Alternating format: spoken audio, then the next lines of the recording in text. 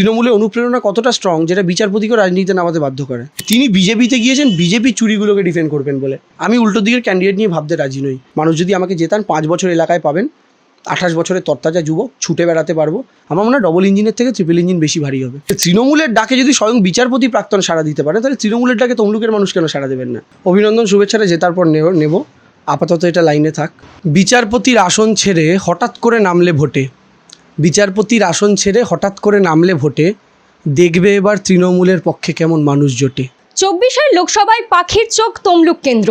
দেখা যাচ্ছে সেখানে এখন অবধি বিজেপির নাম ঘোষণা না করলেও দেওয়াল লিখন হয়ে গিয়েছে প্রাক্তন বিচারপতি অভিজিৎ গঙ্গোপাধ্যায়ের নামে। অন্যদিকে তমলুকে তৃণমূল কংগ্রেস মনোনীত প্রার্থী দেবাংশু ভট্টাচার্য। আমাদের সঙ্গে এই মুহূর্তে রয়েছেন তৃণমূলের তরুণ তুর্কি দেবাংশু ভট্টাচার্য। তাকে প্রথমেই স্বাগত জানাই। প্রথমেই অভিনন্দন, শুভেচ্ছা প্রার্থী পদ পাওয়ার জন্য, এবং জিজ্ঞেস করবো যে রিয়াকশন কী ছিল, প্রথম প্রতিক্রিয়া কেমন ছিল? অভিনন্দন, শুভেচ্ছাটা জেতার পর নেব, আপাতত এটা লাইনে থাক। আর রিয়াকশান অবশ্যই ভালো। দল একজন এই প্রজন্মের ছেলেকে 28 বছর, আমি যেমন এই মুহূর্তে পশ্চিমবঙ্গের সর্বকনিষ্ঠ প্রার্থী, বিরোধীরা কাদের দেবে এখনও পর্যন্ত জানি না, সেই জায়গা থেকে খুব ভালো লাগছে। এবং আমার এটা ভেবে আরও ভালো লাগছে, এবং আমি সমস্ত মানুষকে এই বার্তা দিতে চাই, এটা তৃণমূল কংগ্রেসেই সম্ভব। একটা সাধারণ মধ্যবিত্ত বাড়ি থেকে উঠে আসা একটা ছেলেকে, যার কোনো রাজনৈতিক ব্যাকগ্রাউন্ড নেই, যার অর্থের ক্ষমতা নেই, সেরকম একটা ছেলেকে লোকসভার মতো বিরাট বড় নির্বাচনেও ক্যান্ডিডেট করতে পারে এরকম একটা রাজনৈতিক দল। এটা তৃণমূল কংগ্রেসেই সম্ভব, যেটা বিজেপি সিপিএম কংগ্রেসে পসিবল নয়। আমার এটা ভেবে সত্যি খুব ভালো লাগছে।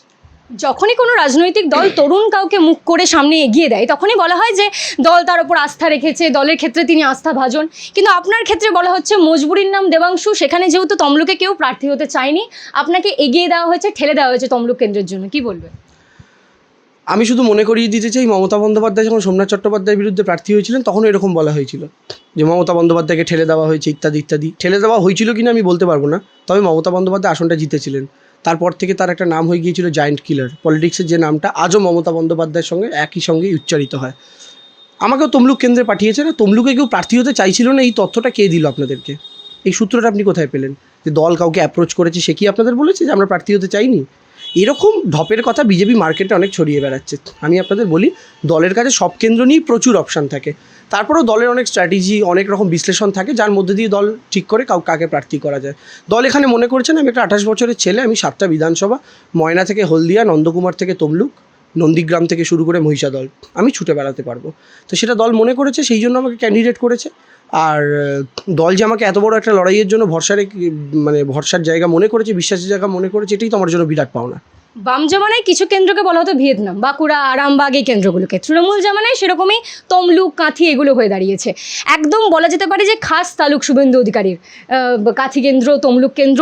কিন্তু কোথাও গিয়ে কি মনে হচ্ছে যে অভিজিৎ গঙ্গোপাধ্যায়ের নাম ঘোষণা হয়নি, যদিও বা দেওয়াল লিখন হয়ে গিয়েছে, তিনি প্রার্থী হলেও আসল লড়াই তো শুভেন্দু অধিকারীর বিরুদ্ধে, ভয় পাচ্ছেন? প্রথম কথা হচ্ছে, শুভেন্দু অধিকারীর যে খাস তালুক, এটা কোন নির্বাচনে প্রমাণ হয়েছে এখনো পর্যন্ত? শুভেন্দু বিজেপিতে যাওয়ার পর কি একটা ইলেকশনে হয়েছে যেটাতে প্রুভ হয়েছে এটা? শুভেন্দু বিজেপিতে যাওয়ার পর প্রথম এবং শেষ বড় নির্বাচন বিধানসভা নির্বাচন। সেই বিধানসভায় অবিভক্ত মেদিনীপুরের 35টা আসন থেকে শুভেন্দু অধিকারী 35-এ 35 করবেন বলেছিলেন, আপনাদের মনে আছে। তৃণমূল 0 পাবে, মানে পূর্ব মেদিনীপুরের 16, পশ্চিম মেদিনীপুর 15, ঝাড়গ্রামের 4, টোটাল 35। রেজাল্ট বলছে সেই 35টার মধ্যে তৃণমূল 26টা সিট জিতেছে। ফলে স্বাভাবিকভাবেই কোনটা কার গড় প্রমাণ হয়ে যাচ্ছে যে আসলে বাংলার মানুষের গড় প্রত্যেকটা কেন্দ্র। আমরা তো রাজতন্ত্রে বাস করি না যে কোনো পরিবারের গড় হবে বা কোনো পরিবারের কেন্দ্র হবে। আমার মনে হয় তমলুকের মানুষও সেটা বিশ্বাস করে না। তারা তো দাস নন কোনো পরিবারের, তাদের নিজস্ব একটা সম্মান রয়েছে, নিজস্ব একটা আইডেন্টিটি রয়েছে, এবং সেই তাম্রলিপ্ত তার যে আইডেন্টিটি, সেই আইডেন্টিটি নিয়ে তারা নির্বাচনে অংশগ্রহণ করবেন। আর দ্বিতীয় কথা হচ্ছে, আপনি যে প্রশ্নটা করলেন যে শুভেন্দু অধিকারীর গড় ইত্যাদি ইত্যাদি, প্রথম কথা তো গড় নয়। দ্বিতীয় কথা হচ্ছে, এবারে লোকসভা নির্বাচনে, গত বিধানসভা নির্বাচনের হিসাব অনুযায়ী তমলুক কেন্দ্রে তৃণমূল এগিয়ে আছে, কাঁথি কেন্দ্রে বিজেপি এগিয়ে আছে। যদিও বিধানসভা নির্বাচনের নিরিখে আমরা 21 ভোটে এগিয়ে আছি, কিন্তু এগিয়ে আছি। স্বাভাবিকভাবে তার গড় ছাড়খাড় হয়ে গেছে, এটা থেকেই বোঝা যাচ্ছে। এবার সেই 21 ভোটে এগিয়ে থাকাটাকে আমরা কতটা বাড়াতে পারি, এটাই আমাদের কাছে বড় চ্যালেঞ্জ। আর তৃতীয়ত, ক্যান্ডিডেট যেই হোক না কেন, আমি উল্টো দিকের ক্যান্ডিডেট নিয়ে ভাবতে রাজি নই। যেই আসবেন তাকে প্রণাম জানাবো, তাকে স্বাগত জানাবো। আমার বিশ্বাস যেই উল্টো দিকে আসবেন সে আমার চেয়ে বয়সে বড় হবে, তাই প্রত্যেককে স্বাগত। সিপিএমের ক্যান্ডিডেটকেও স্বাগত, বিজেপির ক্যান্ডিডেটকেও স্বাগত, আইএসএফ দিলে তাকে স্বাগত, কংগ্রেস দিলে তাকে স্বাগত, সবাইকে স্বাগত জানাচ্ছি। আসুন সবাই সম্মিলিতভাবে, ব্যক্তি আক্রমণের জায়গায় না গিয়ে, রাজনীতিতে আজকাল যেমন ভাষার একটা বাজে জায়গা দেখা গিয়েছে, প্রত্যেকে কুভাষা ব্যবহার করছেন, বিশেষ করে বিজেপির নেতাদের মধ্যে দেখা গিয়েছে, সেরকম জায়গায় না গিয়ে আমরা একটা সুস্থ তমলুকের মানুষ, শিক্ষিত মানুষ, তারা ঠিক যেরকম রাজনৈতিক প্রচার চান আমরা সেরকম একটা পজিটিভ রাজনৈতিক ক্যাম্পেইন করি, মানুষের কাছে যাই, তারপর মানুষ যাকে বাঁচার বেছে নেবেন। তাহলে ব্যক্তিক্রম না হয় সেখানে কি মতাদর্শের লড়াই দেখা যাবে? অবশ্যই মতাদর্শের লড়াই, সবটাই মতাদর্শ। বিজেপি ময়দানে নামছে গ্যাসের দাম 1000 টাকা করে 400 টাকাটাকে, কেরোসিন তেলের দাম 17 টাকাটাকে বাড়িয়ে 100 টাকা করে। বিজেপি ময়দানে নামছে পেট্রোলের দাম বাড়িয়ে, ডিজেলের দাম বাড়িয়ে। বিজেপি ময়দানে নামছে আধার বাতিল করে। বিজেপি ময়দানে নামছে আধার আর প্যান কার্ড লিঙ্ক করার নাম করে মানুষের থেকে 1000 টাকা করে ফাইন কেটে। বিজেপি ময়দানে নামছে এনআরসির হুমকি দিয়ে। আর আমরা ময়দানে নামছি, আমরাও বাড়িয়েছি, গ্যাসের দাম বাড়াইনি, কিন্তু আমরা কেরোসিন তেলের দাম বাড়াইনি, কিন্তু লক্ষ্মীর ভাণ্ডারটাকে 500 থেকে বাড়িয়ে 1000 করেছি। আমরাও এই দাবি নিয়ে মাঠে নামছি, আমরাও এই আশীর্বাদ নিয়ে মাঠে নামছি, আমরা কন্যাশ্রী, সবুজ সাথী, খাদ্যসাথী, মিড ডে মিল এই সমস্ত নিয়ে মাঠে নামছি। এবং আমরা এই তত্ত্বে বিশ্বাস করি যে পঞ্চায়েত তৃণমূলের, রাজ্যে সরকার তৃণমূলের, লোকসভা আসনটাও যদি তৃণমূল কংগ্রেস জেতে ট্রিপল ইঞ্জিন ভালো মতো কাজ করতে পারবে। আমার মনে হয় ডবল ইঞ্জিনের থেকে ট্রিপল ইঞ্জিন বেশি ভারী হবে। অভিজিৎ গঙ্গোপাধ্যায় আপনার প্রতিপক্ষ, তাকে নিয়ে যদি বলতে হয় তাহলে কি বলবেন?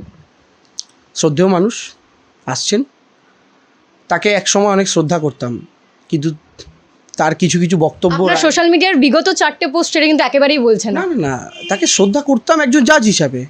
তিনি যখন প্রথম জাজমেন্ট দেওয়া শুরু করলেন বিভিন্ন, আমি বললাম ঠিক আছে, একজন শক্তপোক্ত জাজ এসছেন। তারপরে তিনি যখন পলিটিক্যাল বক্তব্য রাখা শুরু করলেন তখন বোঝা গেল যে তিনি আসলে একটা রাজনৈতিক দলের হয়ে কাজ করছেন। আমরা যে সঠিক কথা বলেছিলাম সেটা আজকে প্রমাণ হয়ে গেছে। তিনি ভারতীয় জনতা পার্টির সাথে গোপনে গোপনে অনেক দিন ধরেই যোগাযোগ রেখেছিলেন। সেই মানুষটা আজকে বেআব্র হয়ে গিয়েছেন, তার মুখোশ খুলে গিয়েছে, সেই অবস্থায় তিনি রাজনীতির ময়দানে নামছেন। ফলে অভিজিৎ গঙ্গোপাধ্যায়কে আমি মনে করি পলিটিক্যালি তিনি কোনো হেভিওয়েট ক্যান্ডিডেট নন, কারণ তিনি পলিটিক্যাল ক্যান্ডিডেটই নন। আমাদের তৃণমূল কংগ্রেস যখন ফিল্ম স্টারদের দাঁড় করায় তখন তারা বিরোধীরা বলেন কোথায় পলিটিক্যাল ক্যান্ডিডেট ইত্যাদি ইত্যাদি। ইনিও তো পলিটিক্যাল নন, ইনি বিচার ব্যবস্থায় ছিলেন। হ্যাঁ, হঠাৎ একদিন মুড হলো তার, তিনি বিচারপতি হবেন।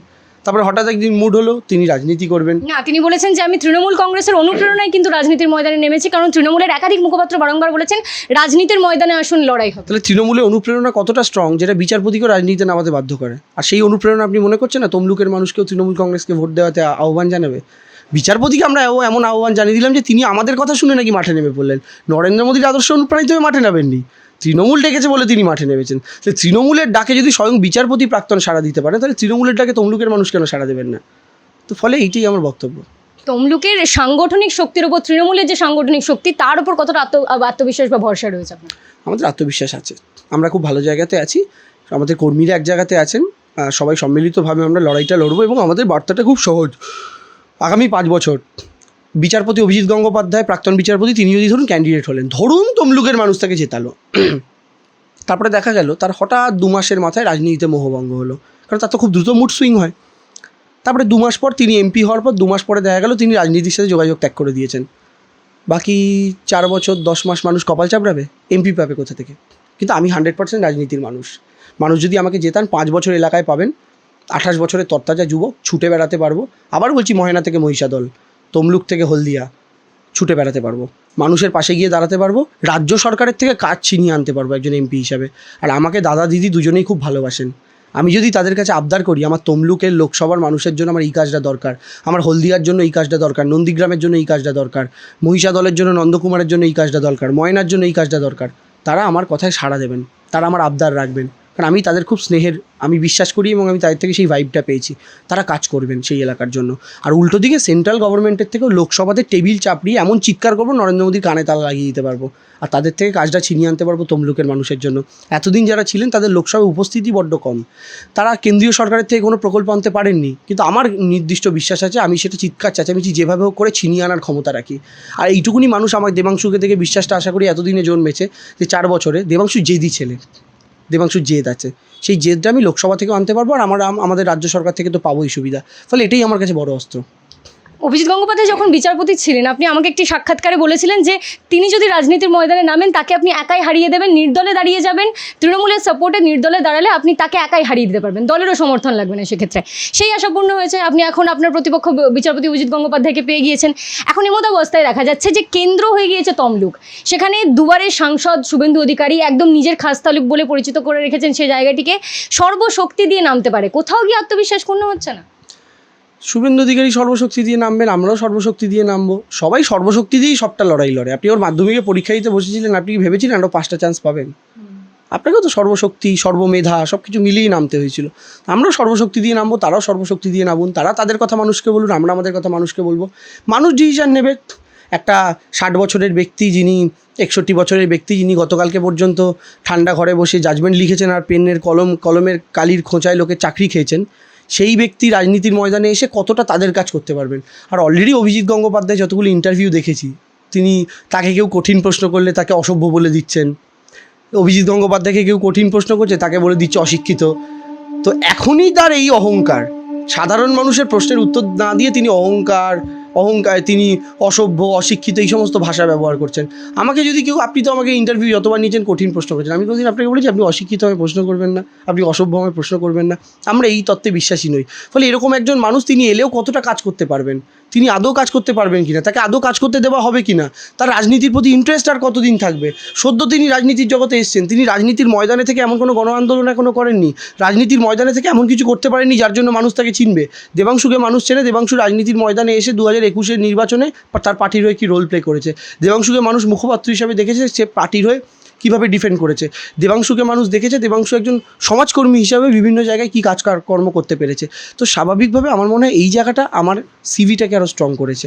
তো সেই জায়গা থেকে দাঁড়িয়ে উল্টো দিকে যেই আসুক না কেন, আমি আত্মবিশ্বাসী, আমরা জিতছি। অভিজিৎ গঙ্গোপাধ্যায়ের বিরুদ্ধে যদি 3টে প্রশ্ন ছুড়ে দিত এখান থেকে, কী প্রশ্নবান দেবেন তার জন্য? প্রথম প্রশ্নবান দেব যে আপনি হঠাৎ করে আপনার 7 দিনের মধ্যে আপনি সিদ্ধান্ত নিয়েছিলেন বিচারপতি আর থাকবেন না, রাজনীতিবিদ হবেন। এরকমই যে আপনি 7 মিনিটে কোনো দিন সিদ্ধান্ত নেবেন না যে আমি আর রাজনীতিবিদ থাকবো না, আমি গায়ক হব, আমি নায়ক হব, তার কি গ্যারেন্টি আছে? কারণ মানুষ আপনার মুড সুইং দেখে মানুষের এটা ভয় ঢুকে গেছে। 2 নম্বর প্রশ্ন, আপনি ভারতীয় জনতা পার্টিতে যোগ দিলেন, আপনার বিচার চলাকালীন আপনি বহু রাজনৈতিক দলের বিরুদ্ধে তির্যক মন্তব্য করেছেন। তৃণমূল নিয়ে তো উনি প্রচুর করেছেন, আপনারাও জানেন। রাহুল গান্ধীর সম্পত্তি দেখতে চান, সেটাও বলেছেন। এমনকি মীনাক্ষীর সম্পত্তি, এটা নিয়েও কথা বলেছেন যে মীনাক্ষীও দিক, অভিষেক বন্দ্যোপাধ্যায়ও দিক। তার মানে তিনি সব পার্টিকে টাচ করেছেন, বাম, কংগ্রেস, তৃণমূল। উনি একটা আমাকে প্রমাণ দেখান যেখানে উনি একটা দিন শুভেন্দু অধিকারীকে নিয়ে কিংবা বিজেপির কোনো নেতাকে নিয়ে কোনো তির্যক মন্তব্য করেছেন। তিনি যে আজকে বলছেন তার জাজমেন্টের কোনো প্রতিফলন হয়নি, তাহলে তার এতদিনের বিচারপতি থাকা অবস্থায় তিনি তৃণমূল, কংগ্রেস, সিপিএম সবাইকে নিয়ে কমেন্ট করলেন, তিনি বিজেপিকে নিয়ে কোনো মন্তব্য করলেন না কেন? এটার উত্তরটা তিনি দিন, এবং যদি করে থাকেন কবে করেছেন, কোথায় করেছেন। তৃতীয়, শুভেন্দুর নারদায় আপনি বলছেন ঠোঙার মধ্যে টাকা ছিল নাকি? এটা বিচারপতি অভিজিৎ গঙ্গোপাধ্যায় বলেছে, আপনারা কেউ দেখেছেন? তাহলে যে উনি দুর্নীতির বিরুদ্ধে আর যাই হোক লড়াই করতে নামেননি, এটা তো প্রমাণিত যে উনি তার রাজনৈতিক স্বার্থ চরিতার্থ করতে এসেছেন, এবং তার যে রাজনৈতিক প্রতিহিংসা তৃণমূলের বিরুদ্ধে সেটা চরিতার্থ করতে এসেছেন। কারোর যদি দুর্নীতির বিরুদ্ধে লড়াই হয়, তার কাছে শুভেন্দুর নারদা স্টিংটাও নারদা স্টিং, আর সেটা ববি হাকিমের নারদা স্টিং হলেও নারদা স্টিং। কিন্তু ববি হাকিমেরটা নারদা স্টিং বলে আমি তাকে গালাগাল করবো, আর শুভেন্দুরটাকে বলবো ঠোঙার মধ্যে টাকা ছিল আপনি দেখেছেন, যেটা শুভেন্দু নিজেকে নিজে ডিফেন্ড করেনি। তার মানে এটা প্রমাণ হয়ে যায় যে তিনি বিজেপিতে গিয়েছেন বিজেপির চুরিগুলোকে ডিফেন্ড করবেন বলে। তো আমার মনে হয় এক্ষেত্রেই তিনি অনেক দুর্বল হয়ে যাচ্ছেন। এই প্রশ্নগুলো আমার তো তার কাছে থাকবে। 19-এর নির্বাচনের পরে দেখা গিয়েছিল পদার্পণ, তারপর থেকেই খেলা হবে স্লোগান নিয়ে জনপ্রিয়তা। এত কিছুর মধ্যে যখন এই যে প্রথমবার রাজনীতিতে নেমে বলা হয়েছিল যে 1 বছরের জন্য এসেছি, তারপরে যখন এই যে লোকসভার প্রার্থী হয়ে যাওয়া, পরিবারের কি প্রতিক্রিয়া রয়েছে? পরিবার খুব এক্সাইটেড। আমাদের 3 কুলে তো কেউ পঞ্চায়েত নির্বাচন আজ অবধি অংশগ্রহণ করেনি, কারণ কেউ পলিটিক্স করতোই না। সেখানে তাদের বাড়ি থেকে একজন সরাসরি লোকসভায় কন্টেস্ট করছে। তো বাড়ির মধ্যবিত্ত বাড়ি, আমাদের 3 কুলে রাজনীতির কেউ নেই। স্বাভাবিক, সবাই প্রথম ঘোষণা ইমোশনাল হয়ে পড়েছে, আশীর্বাদ করছেন আত্মীয় স্বজন। আমার মানে 3 কুলে বলতে আমার আত্মীয় স্বজন, মানে মায়ের বাড়ির পক্ষ, বাবার বাড়ির পক্ষ, কোনো পক্ষে কেউ কখনো রাজনীতি করেননি। ফলে স্বাভাবিকভাবেই, এবং আমাদের বিরাট বড় জ্ঞাতি গোষ্ঠী, তাদের প্রত্যেকের ফোন আসছে, তারা শুভেচ্ছা জানাচ্ছেন, আশীর্বাদ করছেন। তো এই রিয়াকশান তো অবশ্যই ভালো।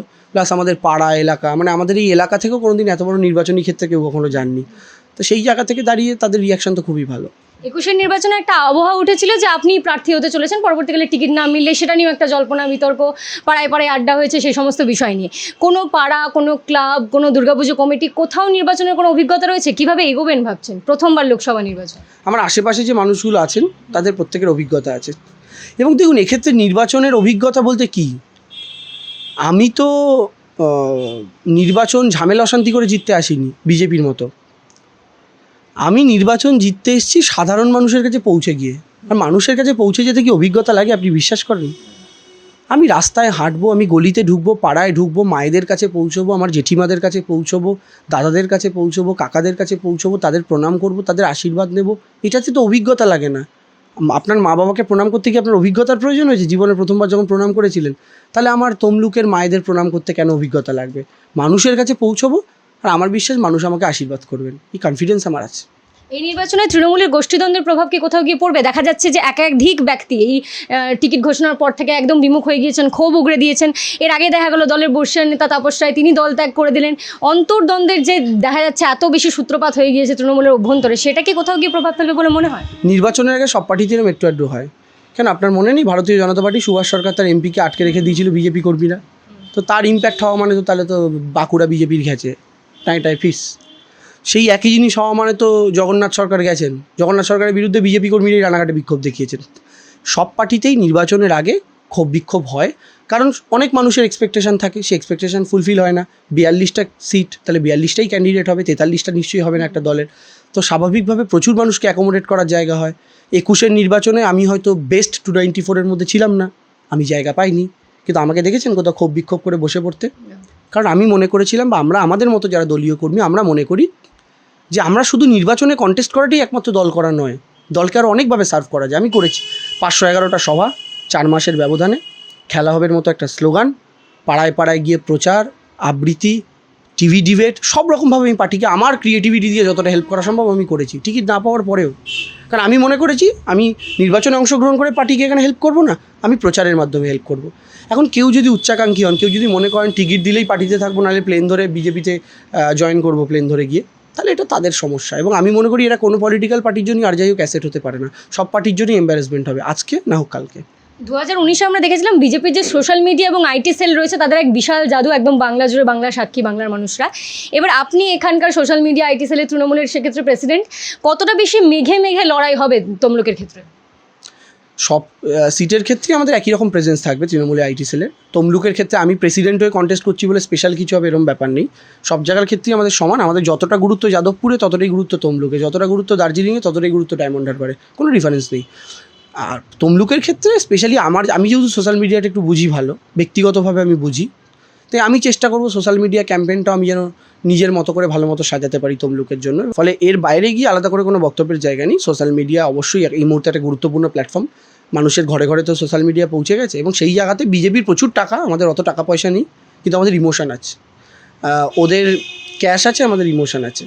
তো সেই লড়াইতে আমার মনে হয় ব্রিটিশরাও তো শক্তিশালী ছিল, মোহনবাগানও সেই সময় খালি পায়ে লড়েছিল, ব্রিটিশরা বুট পরে খেলেছিল, সেই ফুটবল ম্যাচটা কিন্তু জিতেছিল। সবসময় অর্থ, প্রতিপত্তি, ঐশ্বর্য যে যেতে তা নয়, ইমোশনও যেতে, আমরা জিতবো। খেলা হবে স্লোগানের বিশাল জনপ্রিয়তা, এবারে প্রার্থী যখন তালিকা প্রকাশ করা হচ্ছে তারপরেও দেখা গেল সেই সভা থেকে খেলা হবে স্লোগান উঠলো। এবারের নির্বাচনের ক্ষেত্রে খেলা হবে স্লোগান, দিল্লি যাবে হাওয়াই চটি, এইগুলো বাদ দিয়ে নতুন করে কি ভাবা হয়েছে? দেখুন 24 নিয়ে সত্যি কিছু ভাবিনি, কারণ খেলা হবে এখনও রেলিভেন্ট। 26-এ নতুন করে ভাববো। কেন খেলা হবে রেলিভেন্ট? কারণ হচ্ছে খেলা কি একটা ম্যাচে শেষ হয়? মানে একটা সিঙ্গেল ম্যাচেই ধরুন আপনি প্রথমে ব্যাট করলেন, আপনাকে তো পরে বল করতে হবে। তো তৃণমূল কংগ্রেস 2021-এ ব্যাট করেছে, মমতা বন্দ্যোপাধ্যায় 215 নট আউট। এবার বিজেপি ব্যাট করতে নামছে, কারণ 21-এ তো আমাদের উইকেট বাঁচানোর লড়াই ছিল, আমাদের সরকার বাঁচানোর লড়াই। এবার বিজেপির সরকার বাঁচানোর লড়াই, মানে বিজেপির উইকেট বাঁচানোর লড়াই। এবার তৃণমূল কর্মীরা বল করবে, একে একে বিজেপির 20টা উইকেট ফেলবে। তো ব্যাটিং, এরপরে বলিং এবং ফিল্ডিং, দুটো একসাথে শেষ হওয়ার পরই তো খেলা শেষ হবে। শেষ প্রশ্ন, লোকসভা নির্বাচনে বাংলা এবং তমলুকবাসীদের জন্য কি বার্তা দেবেন? তমলুকবাসীদের জন্য এই বার্তা অবশ্যই দেবো, আমি আপনাদের সন্তানের মতো, আমাকে বিশ্বাস করে দেখতে পারেন একবার, ঠকবেন না এইটুকু বলতে পারি। আর দেবাংশু শুধু প্রচারের সময় যাচ্ছে তা নয়, 5 বছরের জন্য। আমি আমার মাকে বলে দিয়েছি, মা কিন্তু 5 বছরের জন্য আমি তমলুকের। তো সেই জায়গা থেকে দাঁড়িয়ে আমি তমলুকের মায়েরা যারা আছেন, জেঠিমারা যারা আছেন, তাদের প্রত্যেকের আশীর্বাদ চাইবো। সন্তানের মতো করে একবার বিশ্বাস করে দেখতে পারেন, আমি কোনো ফ্যান্সি ক্যান্ডিডেট নই। কাল অন্য দুনিয়াতে ছিলাম, আজকে অন্য দুনিয়াতে হঠাৎ করে এসে উপস্থিত হয়েছি। পরশুদিন থাকবো কি না কোনো গ্যারেন্টি নেই। মানুষ আমাকে শেষ 5টা বছর স্টেবল পলিটিক্স করতে দেখেছেন, আগামী 5টা বছরের স্টেবল পলিটিক্স করতে দেখবেন। ফলে তমলুকের মানুষের জন্য আমি সার্ভ করব। দিদি অভিষেক দাদের কাছ থেকে বাংলার জন্য তমলুকের জন্য উন্নয়ন ছিনিয়ে আনবো।